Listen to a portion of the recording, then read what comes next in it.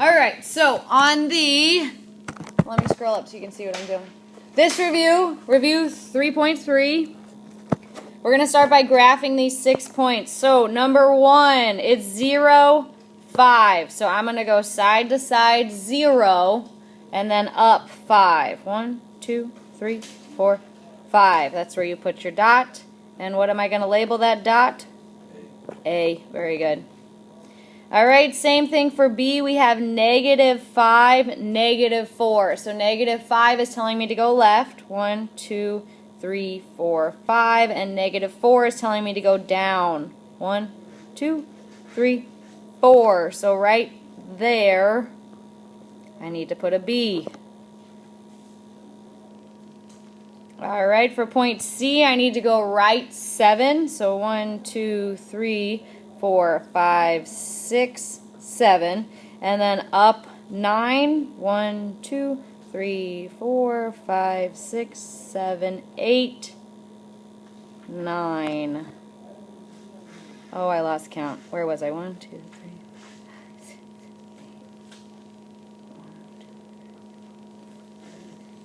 Sorry, it's hard to use the pointer and then remember where I'm at. So there's C. For D, I have -4, 0. So left 4. 1, 2, 3, 4. And then up and down 0. So that's not going to change at all. I'm still on that axis, and that is point D. For E, I'm going to need to go right 3 because it's positive. 1, 2, 3. And then down 8. 1, 2, 3, 4, 5, 6, 7, 8.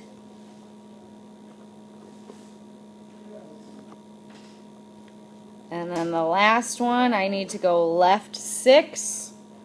1, 2, 3, 4, 5, 6. And then I need to go up 4. 1, 2, 3, 4.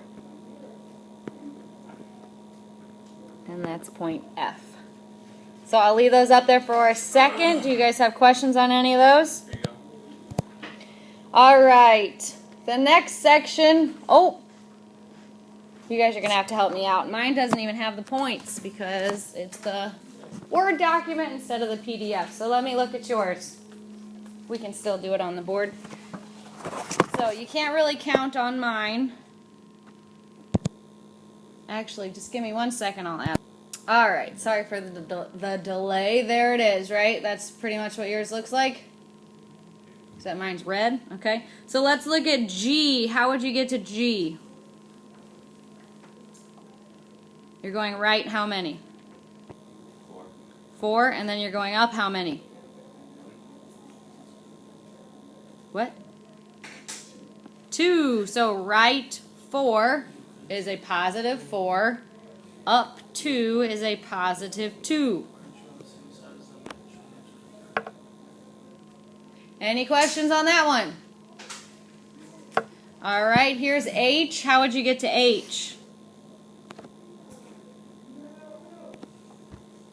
Yes, sir? You count to -1. Okay, so you go left 1, so that's -1. And then you go up, and it's 1, 2, 3, 4. So -1, 7. Good. Can anyone tell me how to get to I?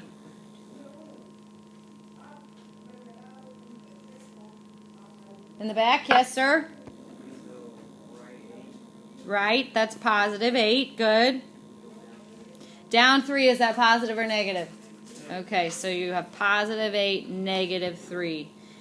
J is a tricky one. Am I going side to side at all for J?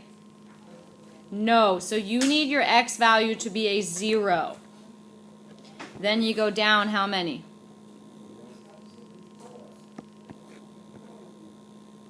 6? So that's -6. So again, make sure you have the 0 as your placeholder. Okay, you need to show that you're not going left or right at all. Hold on. So for 11 and 12, you are supposed to determine if the rate of change is constant. So this is where we subtract the x's and subtract the y's, but remember the y's have to be on top. So we're going to do 7 minus 10 first. What is 7 minus 10? 3. Negative 3 over 0 minus a negative 1 is like 0 plus 1, so I'm getting 3 over 1 there. Negative 3 over 1. I'm going to see if I get that each time. That does give me negative 3 over, that does give me 1. Okay, so I'm still looking pretty good. That gives me negative 3 over 1. Okay. And here, I have negative 3 over 1. So, is the rate of change constant? And what is the rate of change? Negative 3 over 1. Or you could just say negative 3. Good.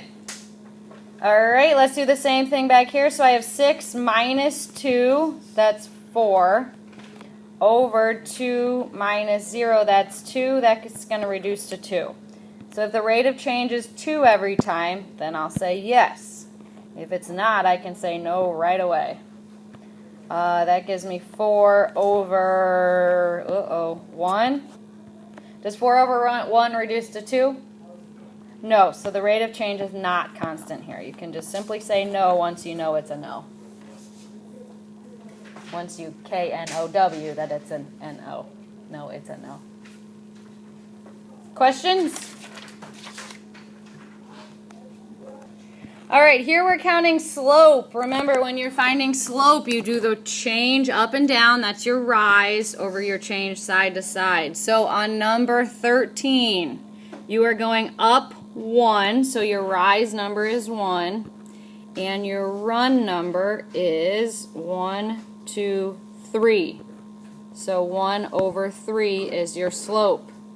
Same thing on 14, except now we're going down. So 1, 2, 3, 4, 5.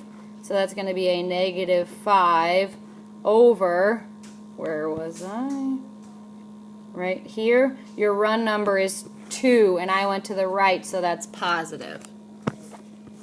So remember, when you're going down or left, those numbers are negative. If you're going up or right, those are positive, and you do your rise over your run here. Any questions? All right, we need to pick up the pace a little bit. We're almost out of time. So I'm going to go a little quicker on these next couple. All right, for number 15, we need to subtract the y's on the top. Anywhere's fine. That's fine. All right, so I'm going to do 3 minus 3. Remember, I'm subtracting the y's. I'm doing y1 minus y2 over x1 minus x2. And this is x1, y1, x2, y2. So 3 minus 3 over 4 minus negative 3. That gives me 0 over 7. 0 divided by anything is just 0. Alright, same thing on the next one. I have x1, y1. I have x2, y2. So I'm going to subtract the y's on the top. That's 4 minus negative 2. Subtract the x's on the bottom. That's negative 6 minus negative 9. That gives me 6 over 3. 6 over 3 reduces to 2 over 1. Same thing on the next one. I have x1, y1, x2, y2. Y's on top is going to be 5 minus 3.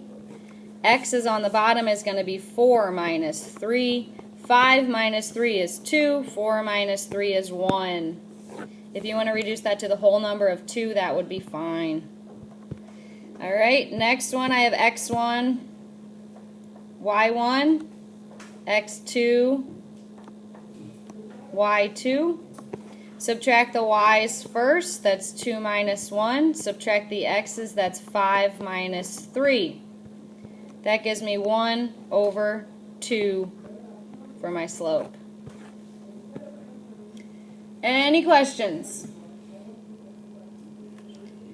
All right, number 19 says write the slope of a vertical, or no, what is the slope of a vertical line? A vertical line looks like this. What's the slope of a line that looks like that?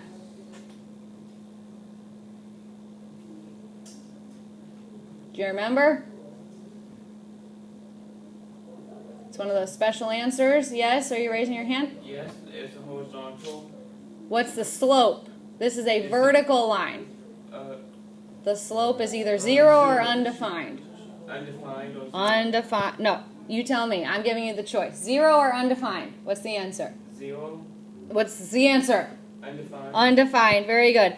If it was a horizontal line like this, then your slope equals 0. Remember, M stands for slope.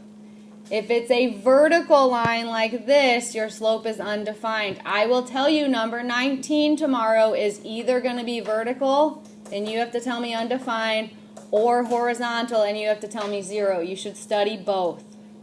And that is from last Thursday, section 3.3. All right, I'm going to leave those up there. I'm just going to squeeze 20 on here. 20 on your worksheet says, what type of graph is produced if the data has a constant rate of change? Do you guys remember that? We talked about it a couple times. If the rate of change is constant and I graph it, what does it look like? Kind of like this. What does that make? A line. Very good. You will have questions like 19 and 20 on your quiz, so I would spend some time studying those special slopes and studying what happens when you have a constant rate of change. This will be on YouTube, so if you missed anything, go ahead and check it out. I will send the link out in a text message today. Do you guys have any questions?